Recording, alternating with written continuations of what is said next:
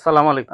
আমরা অ্যারোমেটিক নারিকেল গাছ আজকে ঈদের বন্ধে আজকে আমরা বরিশালে আমাদের প্রজেক্টে আমাদের এক ভাই পরিচয় হইতে তো আরো ক্লোজ। হ্যাঁ, আপনি একটু কোথা থেকে আসলেন? আসসালামু আলাইকুম রহমতুল্লাহ। আমি মোহাম্মদ আজিজুর রহমান। আমার বাড়ি হলো চরমোনা ইউনিয়নের ডিঙ্গামানি গ্রাম। তো আমি মাঝে মাঝে ভিডিও গুলো দেখি, কৃষি নিয়ে যে ভিডিও গুলো হয়, তো সেখানে দেখতে দেখতে দেখি যে বাংলাদেশে বিদেশি কিছু নারিকেলের জাত আবিষ্কার হয়েছে, এবং সেখানে ডিপলি ঢুকে দেখি এটা আমাদের বরিশালী যে এটার উদ্যোক্তা সে হলো ওবায়দ ভাই, এবং আমি তখন ওটা দেখতে দেখতে তার সাথে কথা বলি আরো 2 বছর আগ থেকে। তো আমার কেমন জানি এটা স্বপ্ন হলো যে একটা নারিকেল গাছে 500-700 নারিকেল হয়, এটা আসলেই শুরুতে বিশ্বাসযোগ্য হয়নি। পরে আমি ওনার ভিডিও গুলো দেখতে থাকি, দেখতে দেখতে আমি তার বাগানেও আসি। এসে আমার চোখের সামনেই এখানেও 2টা গাছ দেখা যায়, যে গাছ দুটিতে 200-300 করে প্রেজেন্টই ফল আছে। এক এক সিজনে যদি 200-300 করে প্রেজেন্ট দেখা যায়, বছরে আরো 200-300 আশা করা যায়।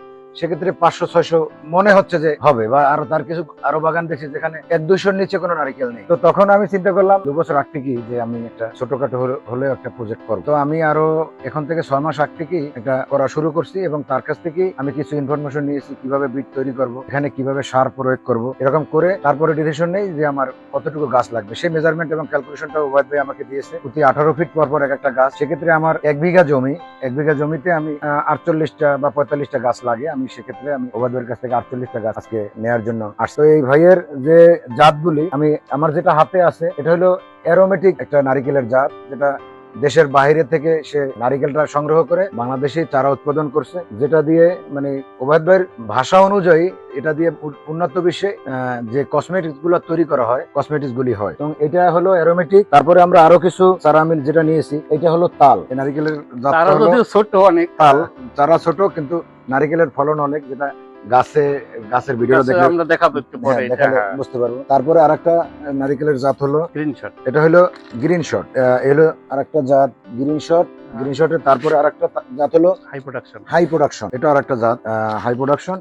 তো আরো আরো 2টা জাত। আজকে তো অ্যারোমেটিক ডাব মনে হয় আপনি একটা ডাব খাইলেন মনে হয় সম্ভবত। জি, আমরা অ্যারোমেটিক এটার ফ্লেভারটা আমাদের দেশীয় ডাবের চেয়ে টোটালি ডিফারেন্ট, এবং খাবারের শেষের অংশটা মনে হয় মুখে দেওয়ার পরে, যেটা আমরা তালের শ্বাস এবং বা রস যেটাই বলি না কেন, এটা খাওয়ার পরে যে ফ্লেভারটা আসে, সেরকম একটা ফ্লেভার আমি পেয়েছি। এবং সাথে আমার মামা আছে, সে বুখাইনগর হাই স্কুলের টিচার, সে এটা সম্পর্কে কিছু বলবে। সেও আমার সাথে নারিকেলটা শেয়ার করছে।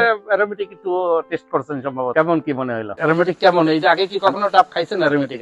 আনফরচুনেটলি আমার আসলে এই প্রজেক্টে আসা, আজকে হঠাৎ আসার পরে আমার কাছে বেশ ভালোই লাগছে। এবং আমাদের যে বড় ভাই ওবায়দ ভাই, সে আমাকে অ্যারোমেটিক যে কোকোনাট আছে, অ্যারোমেটিক কোকোনাট, সেটার এক গ্লাস পানি দিয়েছিল। আমার কাছে টোটাল ডিফারেন্ট, আসলে এইভাবে যে আসলে ডাবের পানি হয় আমার কাছে মনে হয় না। হ্যাঁ, অনেকেই বলে যে এটা কেমন, আসলে টেস্ট কেমন? জি, খুবই ভালো লাগে। আমরা একটু পরে ওই গাছের ফলনটা একটু দেখি, ফলনটা একটু কেমন। যেমন এইটা হলো ওয়াক কোকোনাট, এটা হলো বিশ্বের ভিতরে সবচেয়ে দামিও যে নারিকেল। এটা একই গাছে 2 ধরনের নারিকেল হয়। যেমন একই পেরে দেখা যায় যে যেটা বড় এটা হলো মেল, আর যেটা ছোট এটা হলো ফিমেল। মেলটা থেকে কোনো চারা হবে না, এবং ওইটা হলো ওয়াক কোকোনাট, যেটা এটা পুরুত্ব অনেক বেশি হয় আর পাকার পরে হয়ে যায় নরম, মুখ। এই জন্য এটার নাম ওয়াক।